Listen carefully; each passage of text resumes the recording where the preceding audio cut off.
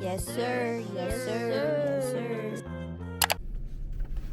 Alright guys, someone sent me this video and it might possibly be the worst Uber ride ever. And when I say the worst, I mean dog hair, dog poop, and yes, a dog straight vibing in the car with you while on delivery. Absolutely crazy.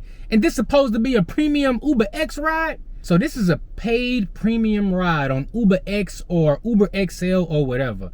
And imagine you supposed to be getting a premium car, cleaner, bigger, and this is what you get. You would expect leather seats, bottled water, maybe your favorite song on the radio station, not a dog kennel. Oh, no, no, no. Oh, no, no, no. That look like clumps of hair, dog poop. Oh, nah, It looked like a golden retriever exploded in the back seat, y'all. This is absolutely crazy. I cannot believe it. Yes, that is not mud you seeing. That's dog poop right there.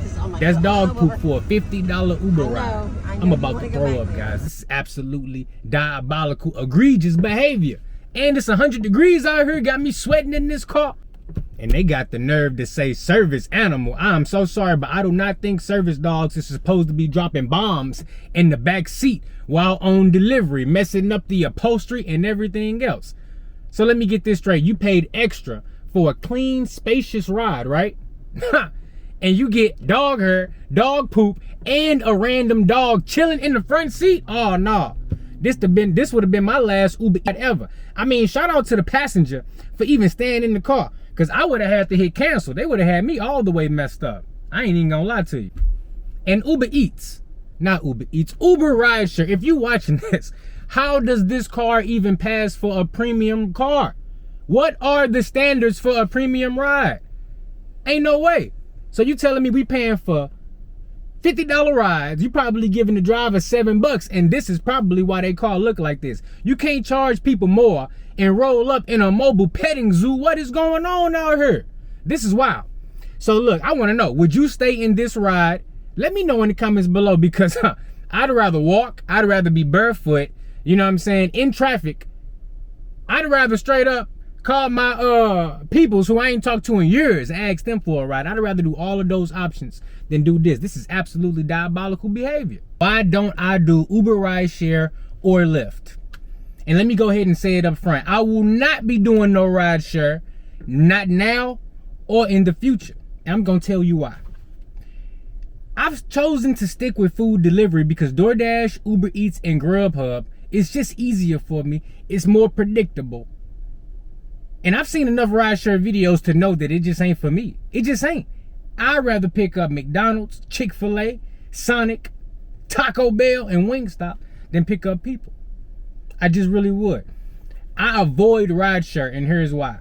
Passenger unpredictability, messy situations from strangers, safety and personal comfort, and the horror stories that we all hear and see all throughout the internet. Let me break it down. The biggest reason I stay away from rideshare is the passengers. I do not want to be dealing with passengers. I don't want strangers in my car, okay? I've heard way too many stories of people throwing up, drivers not being compensated for it. It's just too much. Who in their right mind is trying to deal with this? I'm not trying to vacuum up no dog hair. I'm not trying to clean up no fast food wrappers.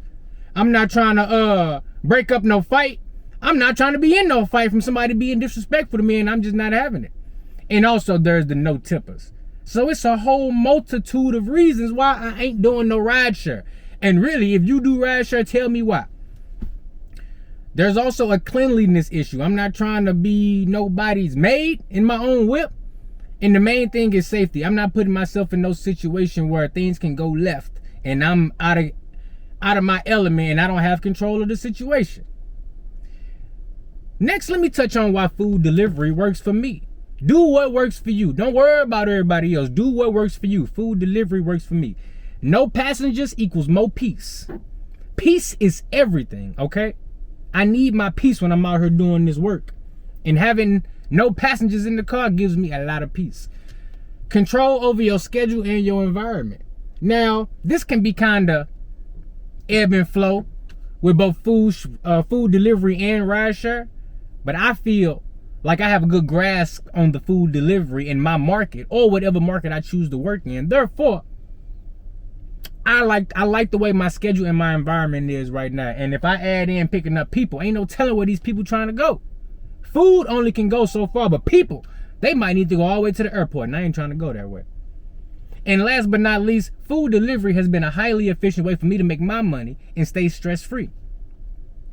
And while we on the subject, let's talk about food delivery. DoorDash, Uber Eats, Grubhub. What is up? Spark, Instacart. All those count as food deliveries. My car always stay clean. I'm in 100% full control. You can't multi-app when you're doing rideshare, but you can multi-app food delivery. And I'm able to knock out a bunch of deliveries in the dinner rush or the lunch rush. And if something doesn't look worth it, I just decline it. And conversely, if I accept something and I don't like it, I just cancel it. And it, say you pick up a passenger or you getting close to a passenger and you cancel, you might have to still deal with them to a certain extent. I just rather not deal with that at all. What's this? 20 items? Yeah, I guess I'll go ahead and knock this out real quick. It ain't that bad. And I know we already touched on this one, but I just got done getting my car cleaned at the car wash. Just vacuumed it out. We got it all nice and clean. And I don't want to be cleaning out my car because of work. I understand that when you're doing rideshare, it comes with the job that your car may get a little dirty from the passengers that you pick up. And when I'm picking up food delivery or even grocery delivery, there is no leftover trash or waste in the vehicle for me to deal with. And that's something I can appreciate. Now, maybe my Uber X and my Uber XL drivers making a little extra money on those premium rides and they don't mind cleaning up. But that's not something I'm trying to deal with. And another thing that I just realized in the moment, as I'm sitting here fishing for a DoorDash order, now that I got my car washed, I need to make that $30 membership money back. When I get an order on food delivery, I don't have to worry about the order I'm picking up and the ratings associated with it. For example, when you pick up a rider on Uber, Rideshare, or a Lyft, they have a rating as a rider. And that's something you got to take into consideration. And when I'm picking up food delivery, when I'm picking up a McDonald's bag or a Pizza Hut pizza, I don't have to worry about the ratings that pizza may have. And that's another huge benefit. Now, conversely, I do have to worry about the customer I'm picking up and what kind of ratings they may leave me. But here's a perfect example right here. We got this Hawaiian Bros order just came in. $8 for 8 miles, right? I'm not finna take that.